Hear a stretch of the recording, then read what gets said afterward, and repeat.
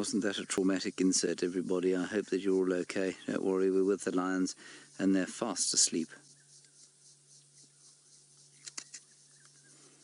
Well, most of them. The one thing that I did want you to look at, especially, was the fact, or just see if you noticed, because I think that this morning I noticed that they are scratching less. I think that the mange, and I'm obviously going out on a limb here, is starting to have, I think they've got over the top with the worst of it. I think they're starting to conquer it. And if we look at a wonderful cub that will be known henceforth by this name, Flip Flop, there you can see he's got... He has scratched his ear so much that I think the cartilage is broken, and I think that it'll probably not recover. But you can see that he is not, or she, sorry, it's a lioness, she is not scratching herself at all anymore. There are one or two that are still having a little bit of a scratch and a bite here and there. But remember, about a week ago, when we found them not far from here, well, they haven't been far from here for about 2 years now, but just down through the drainage, there's a little pan, and we saw the wood sandpiper.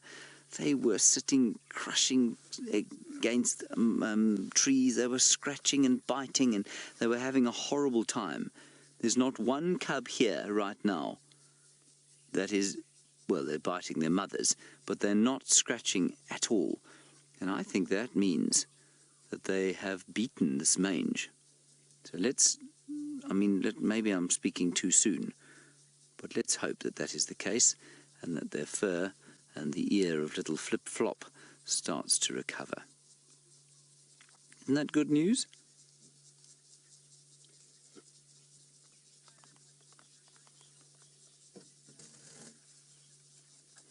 And for those of you who are wondering who gave that lioness the stupid name that is Flip Flop, and the fact that henceforth, despite its obvious magnificence as one of the great cats of Africa, it will forever be known by the ridiculous name of Flip Flop, we have Byron to thank. He wanted me to remind you that it was he who came up with the name.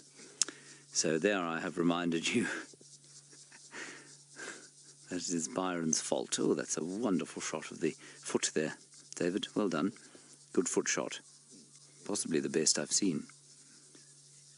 But even little Flip Flop, who looked like the worst affected by the mange, is not scratching right now.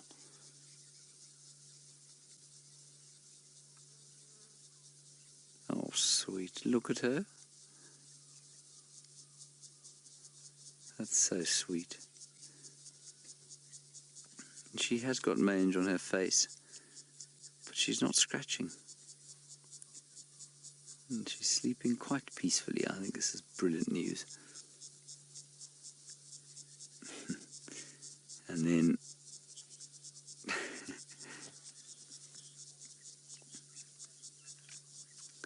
and there's the great attempt to suckle from a mother who's getting very sick of having to produce milk at this stage.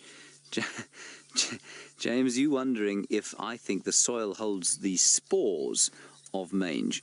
James, spores, you mean a bit like anthrax? No, anthrax is a fungus, and that's why it has spores, and that's why they sit in the ground. Mange is caused by mites, and mites are little arachnids, if I'm not much mistaken, minuscule microscopic mites, or arachnids that get into the skin. And so, no, they're definitely not, they don't breed by means of spores. Their eggs, I suppose, yes, indeed, their eggs could be dormant in the soil, perhaps, and perhaps they only come out when it's dry, much the same as anthrax does. So that's possible. Affirmative. I'm just answering on the game drive. Somebody's trying to get into the sighting. So that's my answer there. Yeah, why not? The eggs may well get stuck in the soil. It certainly would be a good explanation for why it is that mange has come out coincidentally, or perhaps not so coincidentally, during the height of a very dry year. Plenty of ticks in that ear, aren't there? He's going to need some oxpecker attention.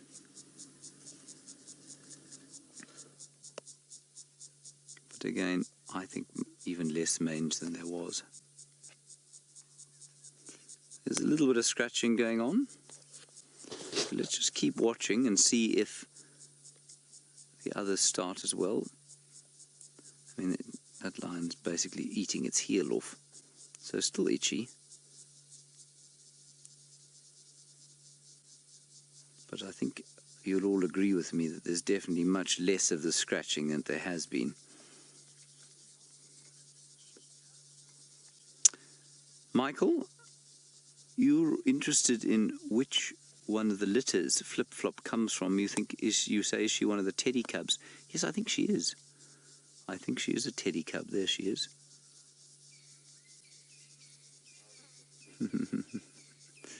Unless she's one of the others. No, I'm pretty sure she's a teddy. Yeah, I think she's a teddy.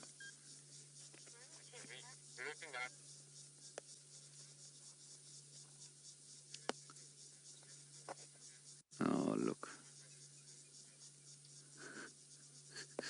That's very sweet. I've just heard something on the radio, everybody. That's why I'm laughing while we look at that. And I shall share it with you because, well, you know, you can keep a secret. One of the rangers who shall remain nameless just asked another ranger who shall also remain nameless whether or not he'd brought his guests to the lions, to which he replied in a language called Whanagalore, which is not a language at all, but anyway, that's another time for another discussion for another time. He said, no, I didn't take them to the lions because they're calling the animals. They think the animals are dogs, so he's going to take them for a drink instead. He's not going to show them the lions. Oh, that's a lesson to everybody. If you come out here, of course, obviously, being Wild Earth viewers, you would never think to click your fingers or whistle at animals so that they looked at your camera. I have to admit I have done it once or twice myself, but it is very non-new.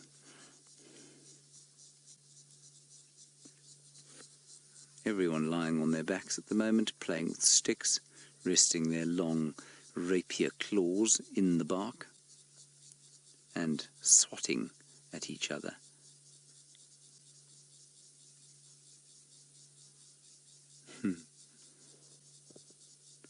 I'm glad they're just starting to get active and the sun has just gone down, sort of. So we'll see if they get up and do anything useful this evening.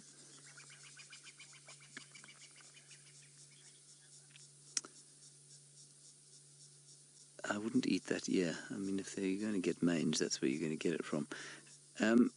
Kat, you've noticed that the cubs here are darker than the mothers. They are. And you say, will they get lighter as they get older? Yes, they definitely will. But if you look at the flanks of the one on her back there, Dave, if you don't mind, the one who's just about to sit up. No, the adult. There we go. Those flanks are pretty much the same colour. And so I think there is a certain amount of variation. But certainly they are a little bit darker, more mustard coloured, I suppose, than the rest of the adults are. There's an elephant somewhere in this bush. I can hear 3 or 4 of them actually moving. And every so often you'll hear a branch breaking, and that's what that is. Does everyone agree with me that there's much less scratching going on, or has this happened before where we've come to the site and although we know that they are riddled with the disease, they haven't been scratching? Maybe also the moisture in the air has meant that A, they haven't been reinfected, and B, it might just be affecting.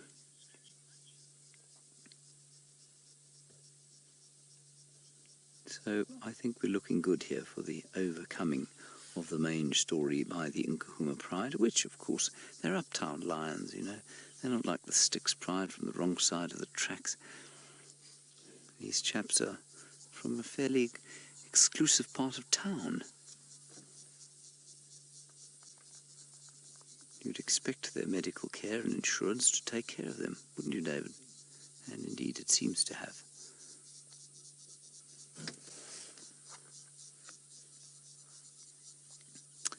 That lioness is doing her yoga before going off on hunting. Lindsay, yes, the answer to your question is a big fat affirmative. Can humans get mange? They can, but we don't call it mange. We call it scabies. I think you've probably heard of scabies. It's a dreadful mite skin disease, and I imagine for us probably these days relatively easy to treat, but it's the same thing. It's called sarcoptic mange, basically, or scabies in human beings, and it's caused by a mite. It gets into your skin and creates tremendously itchy patches. Not had it myself. I don't think I've met anybody who's had scabies. David, have you had scabies before? No, good. Phew. There the lioness doing the downward dog in full view of the other one. Right, Byron, astonishingly, is back with the male leopard. Let's go and find out how that's going. I'm going to stay here and see if these chaps don't get up. They are not doing much except sort of getting toward the preliminary stages of bonding, which often precipitates a hunt. Of course, the cubs won't hunt. They'll be left here now. I'm not going to put a light on them because the cubs are too young at this stage for us to light up. I might put a gentle floodlight on them as it gets very dark, but I'm not going to put a spotlight on them. And we'll see what happens then. But these young females may go off hunting. But for them to take down another buffalo, they are, of course, now without two of their cohorts. So it's a little bit difficult, I think, for them to take down something the size of a buffalo. It's not impossible, given the weakness of the buffalo. I mean, one of them walked into the water and dropped dead today, so it's not impossible that they can get hold of one. But let's see. I think we'll stay with them for the rest of the drive and see if they don't get up and do something useful. I'll probably head off into the drainage, which will require some serious driving. And the elephant slowly grows in closer and closer to us. The lion's paying no attention because they can hear exactly where the trees are breaking. And it's just so wonderful to watch the affection that's taking place here.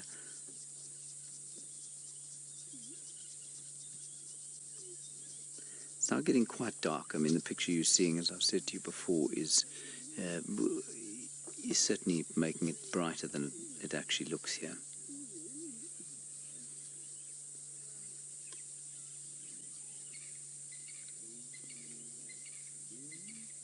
And there's just little grunting, little bits of sort of growling, if you like, friendly growling. As the cubs talk to the mothers, and the mothers talk to the cubs.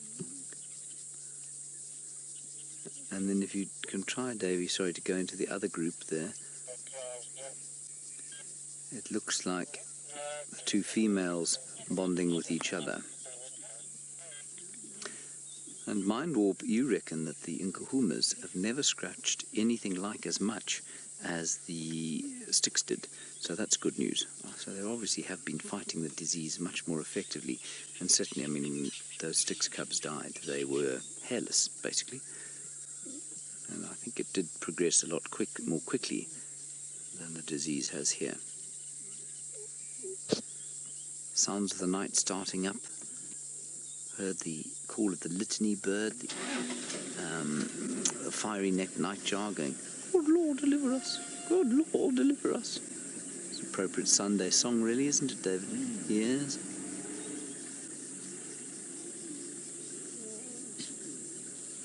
And they're just loving this tickling from the mum. Could be an aunt.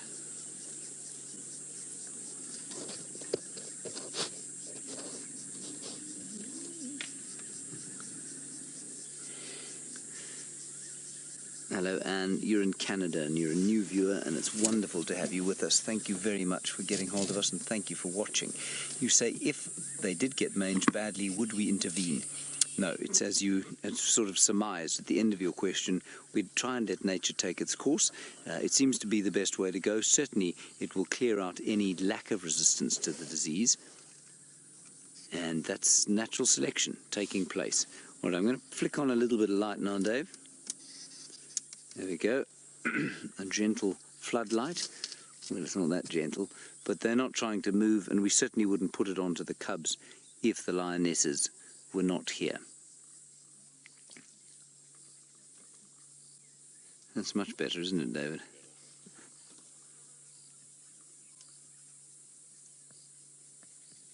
And there are elephants slowly making their way here. So, and there has been a huge amount of there has been a huge amount of discussion as to whether or not they should be helped, and certainly many of our viewers were of the opinion that yes, they should be helped. But one of the arguments against that, of course, is that, well, do we not help the Nyala? Do we help the Impala? And obviously we don't, because we couldn't possibly do all of that. And the other thing to say is, yes, of course, lions are, as a whole, as a species, probably fairly heavily endangered, or certainly threatened. But in the Kruger area, the lion population is very healthy. And therefore, it's much better to try and let nature take its course, because by letting nature take its course, of course, the population will become stronger. Those Styx cubs, 8 of them, all dead now. The next lot that come along may well be able to fight the disease off, and they've already come along. One of the lionesses has already given birth, and that means, of course, that there could easily be a situation. Well, I mean, it was very quick. It was very fast that the Pride made more cubs. The lionesses have been unaffected, and so I think it's made the lion population that much more healthy, actually more resilient. And that is what you need when you have a situation where animals are threatened. I think it's another classic example of our real desire to help. Certainly when I first saw those Styx cubs, I thought, oh, we have to help. And then the arguments for not doing it were just a lot stronger, I think, and I'm really glad we didn't, because so often when we get involved as human beings, we make a big fat mess. Look at that. Imagine playing around teeth and jaws like that.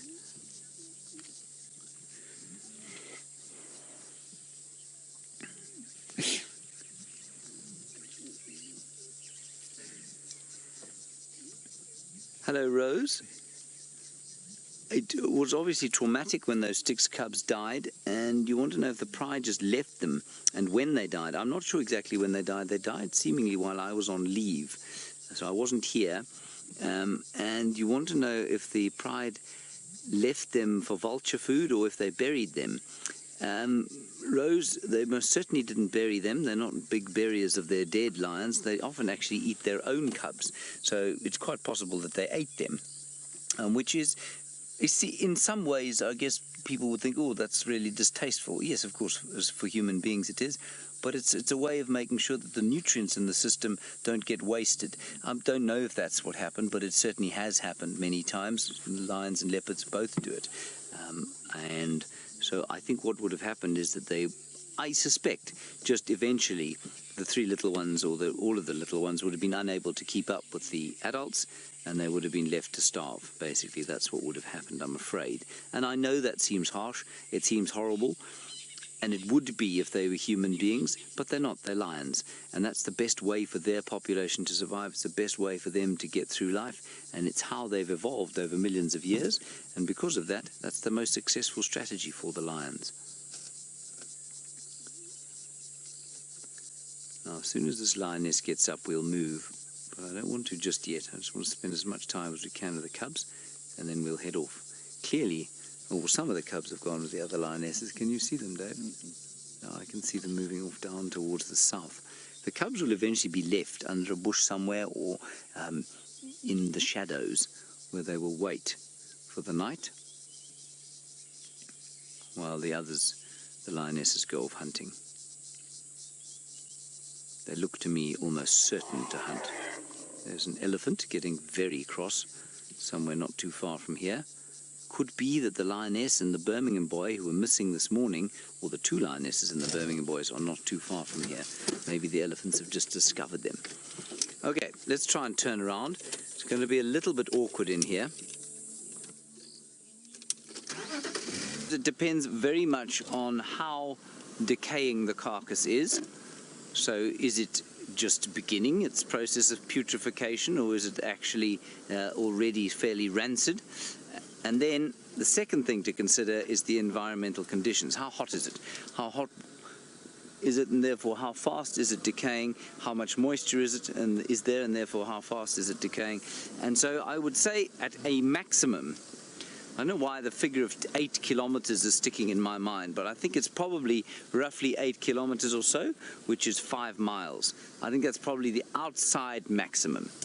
All right, while we figure out what's going on in here, let's head back across to Byron and see what his plans for the short evening drive are.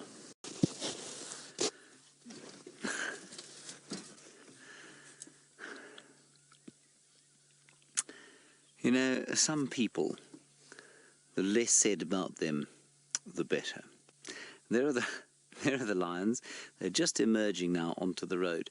The reason David and I came out onto the road was because that lioness there, who's lying there in relatively clean air, made a deposit that filled the entire Lowveld from Komatipoort in the deep southeast all the way up to Crook's Corner in the deep northeast, and then across to the Pafuri Gate and back down again to Skakuza and the Pretorius Kop, with a green cloud, the likes of which you cannot imagine the stink that came off it. So Dave and I had to extract, I'm afraid. Thankfully, the entire pride is now moving down the road. This is good news. Let us continue with them.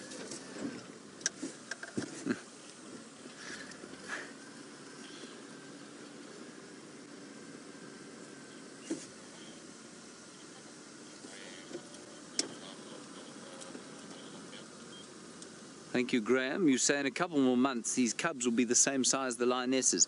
They won't, Graham. It's actually quite interesting. What they will do is only attain this size when they're about 2.5. They'll be the same height, and then they'll fill out a bit from there. But what you find is that they'll get to about a year old, and then it almost seems like they don't get any bigger for a long time, but they do slowly.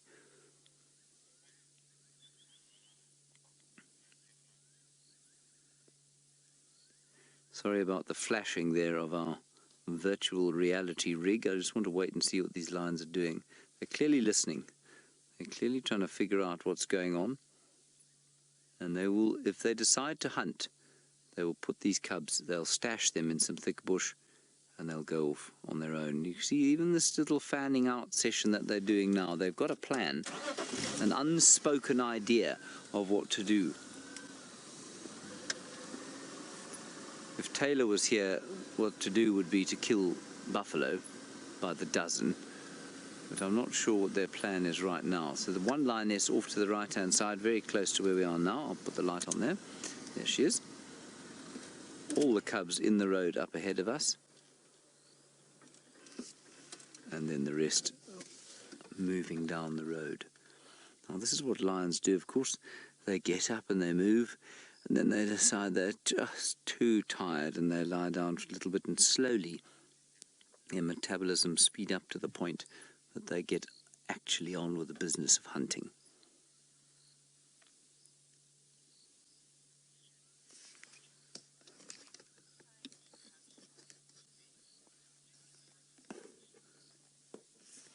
Yeah, no, Roger, you're absolutely correct for about 50% of lions.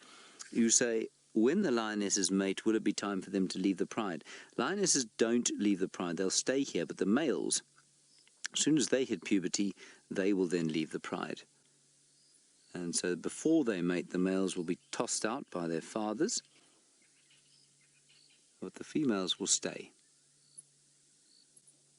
And so the Nkuhuma Pride, there are 8 cubs here, 5 of them females. The Nkuhuma Pride can very soon find itself with 10 lionesses hunting. And then if they all get mated, you can imagine how quickly a pride of lions can grow in the absence of some kind of, say, disease like the mange, or perhaps a trauma from an incoming male coalition, which will of course kill all the cubs under a year old. But you can imagine how quickly it would happen. And then suddenly you've got 20 lions in a pride. That's probably a bit big for this area, and it'll eventually split up. And I think I keep forgetting this, but the Nkuhuma Pride at its zenith, I think it was close on 20 lions at one stage. I think even more than that. I think it was 24 even. It went down to 5 not too long ago, and now it's back up to, well, if we include all the cubs, it's back up to 13. See them just moving so silently, you can't hear them moving in the slightest.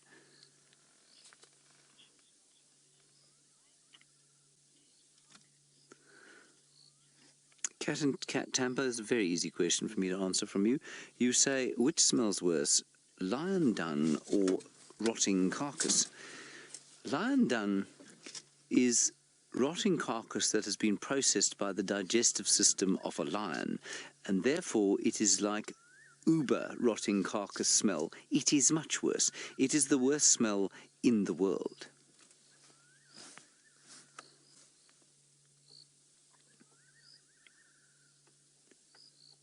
I'm going totally silently into the night as the call of the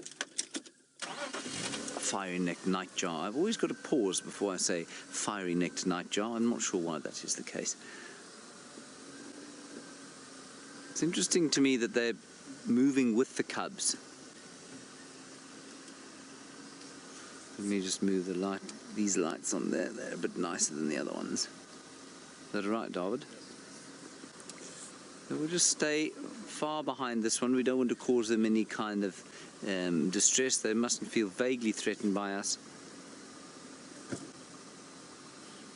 Now, Casey, you're in New York and you're wondering if the territories of lions and leopards overlap. Absolutely they do. Casey, they eat a different suite of food. They've got a completely different kind of trophic niche, we call it, which is a food niche. Yes, there's some overlap in that, but because there's very little overlap, I mean, leopards will eat things up to the size of an impala, and lions will eat things basically impala-sized and up, so much bigger prey, and therefore they're not actually direct competitors, although they will kill each other's youngsters if they can. One of the lionesses is off to the side there, Dave. She's obviously decided that there might be worth pursuing a bit of a fanned-out arrangement. She's now then laying down, of course. So, Casey, yes, that's exactly what happens. And look, the dominant male leopard in this area you've spent most of the afternoon with, that's Tingana. He's a 9, close to 10-year-old male in his prime. And then the male lions of the area, which have a much bigger territory than Tingana's, probably about 3 times the size of Tingana's, they will encompass his territory, all of these 2 or 3 lion pride territories, and then the territories of the females too. I'm just going to stop here because the cubs have stopped moving for some reason on the road.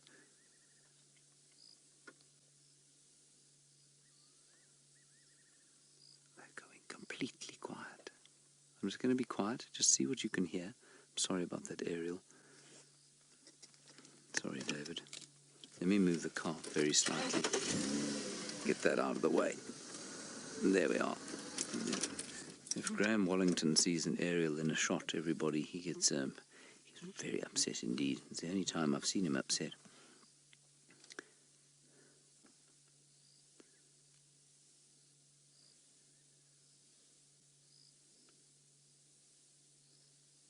Okay, I'm afraid I'm going to have to turn the light off because the cubs are being a little bit too fascinated by it, and I don't want them to be, sorry about this, Dave, I'm going to have to kill it. I don't want them to be fascinated by the light simply because I want them to follow the mothers if they want them to. And so we're just going to turn off and sit for a little while. I can still vaguely see them there. I'll tell you what, I'll just put my little bit of torchlight on them, and then that won't make too much difference. All right, in the meantime, Byron has managed to find himself a little creature of the night. Let's go and find out what it is. I told you the cloud that the lion had made was green, and you can see that I have turned green. The lions have turned green. In fact, everything around us has turned green. Now, it is green, of course, not because the lion made a dreadful smell, but because we're now in infrared for 2 minutes. Anyway, we just thought this was the most sensitive way to look at the lions. In actual fact, we didn't remember we had infrared until Louise said that we did, and we do. And so now we're using it. And we just wanted to see if they weren't going to do a little bit of hunting. But instead, they are asleep. And I must just remind you, while we watch these lionesses doing nothing at all, that the best question of the day, we should actually have a question of the day competition. But the best question of the day came from a viewer this morning after hearing Louise's slightly sort of robotic voice. She doesn't have a robotic voice, but when it comes through the radio it sounds robotic. Asked if Louise was an app, like Siri, I assume. I don't know if the viewer was being serious. Regardless, it was extremely amusing. And so that wonderful question, is Louise Pavid an app, gets question of the day for this Sunday, the 6th of November, 2016. Have one last look at the lions. And it was Jason. Thank you, Jason.